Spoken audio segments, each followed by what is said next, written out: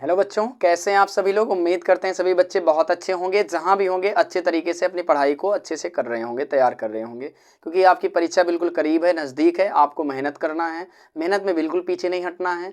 बाकी जो हमारे बच्चे नए हैं, जो इस चैनल को पहली बार इस चैनल पर विजिट कर रहे हैं, देख रहे हैं, वो सबसे पहले इस चैनल को सब्सक्राइब करें, बेल आइकन को प्रेस करें, ताकि सारी क्लासें आप तक आपको पहुँच सकें। और बच्चों में आज जो टॉपिक पर बात करने वाले हैं, हिंदी साहित्य को हम सभी लोग पढ़ रहे हैं। और हिंदी साहित्य के इतिहास को हमने तीनों काल को पढ़ लिया था। चौथे काल में हमने आधुनिक काल के तहत भारतीय युग को पढ़े थे अभी। और आज हम दूसरे काल को पढ़ेंगे आधुनिक काल के तहत, जिसका नाम है द्विवेदी युग। बच्चों तो देखेंगे तो हमने सबसे पहला क्या पढ़े थे, तो भारतीय युग पढ़े थे आधुनिक काल के तहत। और दूसरा जो युग आता है वो द्विवेदी युग आता है। तीसरा कौन सा आता है, तो कहेंगे सर शुक्ल युग छायावाद युग आता है। चौथा कौन सा आता है, कहेंगे सर छायावादोत्तर आता है। तो छायावादोत्तर के तहत तीन युग आते हैं, प्रगतिवादी, प्रयोगवादी, नई कविता। ठीक है, तो बच्चों हमने पढ़ा था पहला भारतेंदु युग। और भारतेंदु युग का शायद आप सभी समय सीमा नहीं पढ़े थे, लेकिन इससे पहले हमने आपको पढ़ाया था 1843 से लेकर 1900 ईस्वी तक। आप सभी लोग को पहले भी पढ़ाए थे। तो आप सभी लोग ध्यान से देखेंगे, हमने भारतेंदु युग को अच्छे तरीके से पढ़ लिए थे। जो बच्चे नहीं देखे हैं, इसको डायरेक्ट आप द्विवेदी युग को देखने आप बैठ गए हैं, तो मैं कहूँगा बच्चों आप सभी लोग अच्छे तरीके से चाह रहे हैं कि हमें ये साहित्य समझ में आए, हिंदी साहित्य का इतिहास।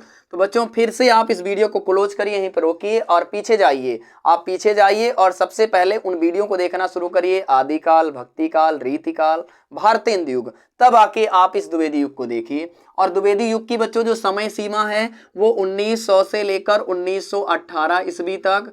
और इसमें ये देखेंगे द्विवेदी युग एक व्यक्ति बहुत प्रसिद्ध कवि हुए, जो आलोचक हुए लेखक में, और जिनका नाम था बच्चों आचार्य महावीर प्रसाद द्विवेदी। क्या नाम था बच्चों, आचार्य महावीर प्रसाद द्विवेदी।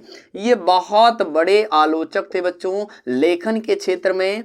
और इनका नाम से आप देख रहे हैं ना द्विवेदी, इन्हीं के नाम से बच्चों इसका नाम पड़ा था द्विवेदी युग। क्या पड़ा था बच्चों, द्विवेदी युग पड़ा था। किसके नाम से, तो आचार्य महावीर प्रसाद द्विवेदी के नाम से बच्चों द्विवेदी युग का नाम पड़ा था। ठीक है, अब हम ये पढ़ेंगे कि इस द्विवेदी युग में कौन कौन से राइटर हुए जो निबंध लिखते थे, कौन कौन से राइटर थे जो कहानी लिखते थे, कौन कौन से राइटर थे जो बच्चों उपन्यास लिखते थे। तो उनके बारे में हम सभी लोग एक अच्छे से डायग्राम बना के पढ़ते हैं। आप सभी लोग कॉपी कलम लेकर बैठिए और अच्छे तरीके से नोट करिएगा, क्योंकि इसमें के प्रश्न आधुनिक काल तो आपको बिल्कुल छोड़ना ही नहीं है।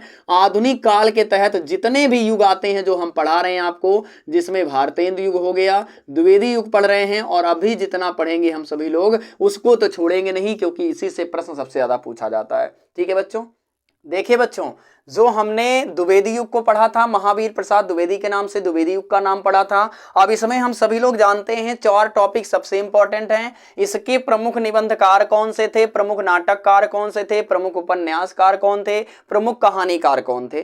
कभी कभी आता है कि द्विवेदी युग के आप दो कहानीकार का नाम लिखिए, कभी कभी आता है द्विवेदी युग के दो उपन्यासकार का नाम लिखिए, कभी कभी आता है द्विवेदी युग के दो नाटककार का नाम लिखिए, कभी कभी आता है द्विवेदी युग के दो निबंधकार का नाम लिखिए। तो बच्चों कोई भी राइटर का नाम देकर भी आपसे उसका लेखन भी पूछ सकता है, किस युग में लेखन रहा है। जैसे आपसे पूछ ले कि चंद्रधर शर्मा गुलेरी किस युग के लेखक थे, तो अगर आपको वो ये पता होगा तो आप बता सकते हैं द्विवेदी युग के लेखक थे। वो उनकी विधा क्या थी, कौन सी विधा की रचना करते थे, तो आप तुरंत लिख लेंगे ये एक कहानी लिखते थे, क्योंकि एक कहानीकार थे।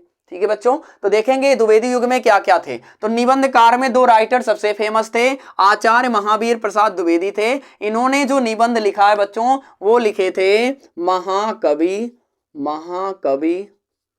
माघ का प्रभात वर्णन, माघ का प्रभात वर्णन। ये इनका निबंध है, बहुत अच्छा निबंध है बच्चों, पढ़ेंगे तो। अगला है सरदार पूर्ण सिंह, ये भी एक निबंधकार थे। तो ये थे बच्चों, लिखे थे आचरण की सभ्यता। क्या लिखे थे, आचरण की सभ्यता। इनका एक बहुत प्यारा सा निबंध है, पढ़ेंगे। आचरण के बारे में इन्होंने बताया है।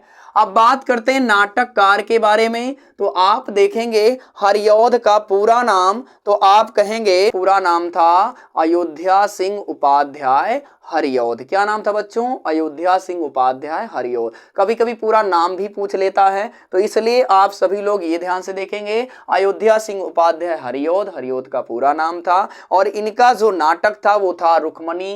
क्या था, रुक्मणी रुक्मणी। इसके आगे भी देखेंगे तो परिणय लगाया जाता है, रुक्मणी परिणय इनका एक नाटक था, ठीक है। और माखनलाल चतुर्वेदी नागार्जुन युद्ध, इन्होंने एक नाटक लिखा था, नागार्जुन युद्ध। इन्होंने क्या लिखा था बच्चों? एक नाटक लिखा था, नागार्जुन युद्ध। और हरिऔध ने लिखा था रुक्मणी परिणय। अब उपन्यासकार जो थे, उपन्यासकार में आपके फिर से हरिऔध आए, जो नाटक भी लिखे, उपन्यास भी लिखे, अयोध्या सिंह उपाध्याय हरिऔध। और इनका उपन्यास था अधिकिला फूल। क्या था बच्चों? अधिकिला। कभी कभी पूछता है पेपर में, अधिकिला फूल नामक उपन्यास किसने लिखा था? तो आप कहेंगे अयोध्या सिंह उपाध्याय हरिऔध। और लज्जाराम मेहता थे, इन्होंने आदर्श हिंदू नामक उपन्यास लिखा था। तो ये दो राइटर हैं जो उपन्यास लिखे। कहानीकार में दो लोग हैं, कौन? बख्शी। अब बख्शी का पूरा नाम हम नहीं लिखे बच्चों, इनका पूरा नाम क्या होता है? तो कहेंगे सर पदुमलाल पुन्नालाल बख्शी हैं। और इन्होंने झलमला एक कहानी लिखी है, कौन सी? झलमला।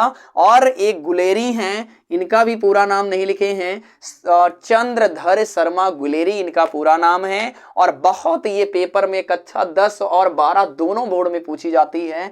उसने कहा था नामक कहानी किसने लिखा था? तो चंद्रधर शर्मा गुलेरी ने लिखा था, उसने कहा था।